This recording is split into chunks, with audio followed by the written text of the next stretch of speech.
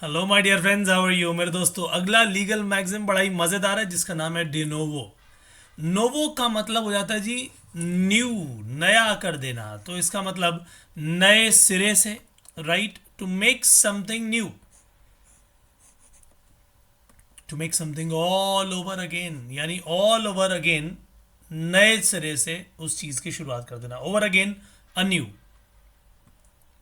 तो जब आप सुनेंगे तो आपको ये शब्द ट्रायल के साथ नजर आएंगे। ट्रायल डिनोवो, ट्रायल का मतलब कि भाई केस चल रहा है।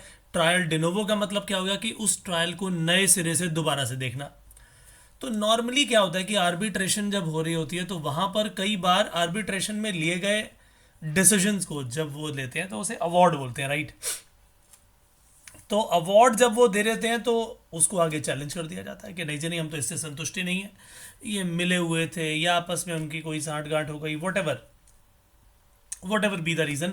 तो जो कॉन्स्टिट्यूशनल कंसिडरेशन बताकर या कोई रीज़न बताकर ये कह दिया जाए कि हम इस आर्बिट्रेशन से संतुष्ट नहीं है जी, तो फिर अगर ये चीज़ वाकई सही निकले तो कोर्ट कहता है ठीक है जी, आपके द्वारा की गई इस आर्बिट्रेशन को पूरी तरह से हम कैंसिल करते हैं और अब जो है ये ट्रायल डिनोवो शुरू होगा।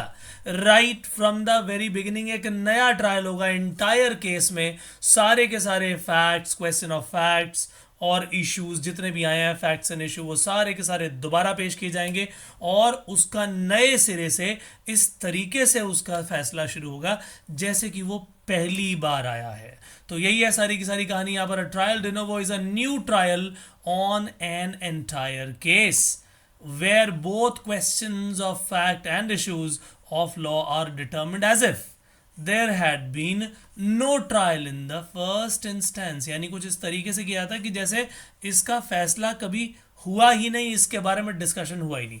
A trial de novo is typically used to challenge awards found in arbitration and are supported by constitutional consideration। My dear friends, बहुत ही मज़ेदार चीज़ है ये। मिलेंगे अगले सेशन में फिर से नया कुछ लेकर के, तब तक के लिए दीजिए इजाज़त। Bye bye, take care and God bless you. Thank you so much.